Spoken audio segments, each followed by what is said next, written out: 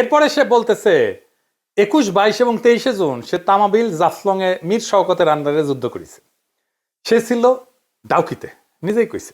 দেখেন এডিটর সাহেব এই অংশটা। মেজর মীর শওকত আলীর নেতৃত্বে প্রথম আমি জাফলং এবং তামাবিলে একটা যুদ্ধ করি। পাকিস্তানি হানাদার বাহিনী জাফলং তামাবিলে ছিল, আর আমি ছিলাম ভারতের শিলংয়ের কাছে ডাউকির পারে। 3 দিন এখানে যুদ্ধ করেছিলাম। সেটা ছিল 21, 22, 23 জুন। সেই যুদ্ধ আমার প্রথম যুদ্ধ। মুক্তিযুদ্ধের সামরিক অভিযান দ্বিতীয় খণ্ডে যে এই জায়গাটা যুদ্ধের কথা বলছেন, ওই যে তামাবিল জাফলং, ওই যুদ্ধের সব যুদ্ধের বর্ণনা আছে। এটা হচ্ছে রাধানগরের যুদ্ধ। অনেকগুলো যুদ্ধ হয়েছে রাধানগরে। এই অঞ্চলটা মীর শওকতের 5 নম্বর সেক্টরের অন্তর্ভুক্ত ছিল। ফজার দাবি অনুযায়ী সে মুজিব বাহিনীর সদস্য ছিল। দেখান এডিটর সাহেব, দেখান সে মুজিব বাহিনীর সদস্য। মুজিব বাহিনীর সদস্যরা দেশে ঢোকার আগে দেশ স্বাধীন হয়ে যায়। দেশে একটা ক্ষুদ্র অংশ পার্বত্য চট্টগ্রাম দিয়ে ঢোকে শেষ দিকে। তো ফজা ডিসেম্বরের দ্বিতীয় সপ্তাহে ফজার কোনোভাবেই মীর শওকতের সেক্টরে যুদ্ধ করার সম্ভাবনা নাই, তাও তর্কের খাতিরে ধরি যে করছে। তাও তার বলা তথ্যই ভেরিফাই করি। আসেন মুক্তিযুদ্ধের সামরিক অভিযান দ্বিতীয় খণ্ড থেকে পড়ি।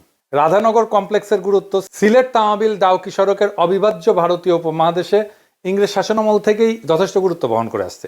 ভারতের আসাম, মেঘালয়, মণিপুর, নাগাল্যান্ড, মিজোরামের সাথে স্থলপথে বাংলাদেশের ব্যবসা বাণিজ্য ও যাতায়াতের একমাত্র যোগাযোগ মাধ্যম হচ্ছে এ সড়কপথ। দ্বিতীয় বিশ্বযুদ্ধে মিত্রবাহিনীর বার্মা ফ্রন্টে যুদ্ধ পরিচালনাতেও এ সড়কটি একটি গুরুত্বপূর্ণ ভূমিকা পালন করেছে।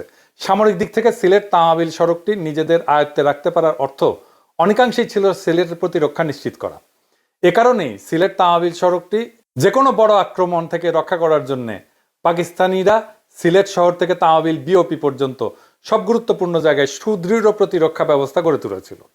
প্রতিরক্ষা অবস্থানগুলোর মধ্যে রাধানগর অবস্থানটি ছিল গুরুত্বপূর্ণ। কেননা মুক্তিবাহিনী কিংবা ভারতীয় বাহিনী যদি সিলেট তামাবিল সড়কের রক্ষণ ব্যবস্থা ফাঁকি দিয়ে সিলেট শহর পর্যন্ত পৌঁছে যায়, সে পরিস্থিতিতে রাধানগর থেকে অতি সহজে অল্প সময় সিলেট ডাউকি সড়ক পথে যে কোনো অবস্থানে আক্রমণ করা যায়। তো এই ডাউকি ঘাট অঞ্চলের অবস্থান দখল করে রাখার জন্য রাধানগর ছিল একটা গুরুত্বপূর্ণ জায়গা। সহজ ভাষায় রাধানগরের অবস্থানটা সিলেট তামাবিল ডাউকি শিলং মহাসড়কের এতই কাছে ছিল যেখান থেকে যে কোনো ধরনের বড় ধরনের বিপর্যয় ঘটানো সম্ভব ছিল। আর সেই লক্ষ্যে দীর্ঘ 8 মাস ধরে পাকিস্তানিরা রাধানগরের চারিদিকে এক বিস্তৃত এলাকা জুড়ে একটা শক্তিশালী সুসংহত প্রতিরক্ষা ব্যবস্থা গড়ে তুলেছিল। 21, 22 কোনো যুদ্ধ হয় নাই।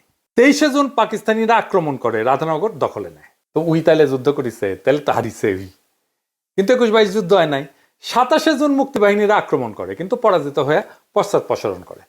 13 জুলাই জাফলং এ একটা যুদ্ধ হয়, এটাকে মুরিয়ার যুদ্ধ বলা হয়। যে দেখেন, তাইলে ওই যুদ্ধের কোনো কথা আছে?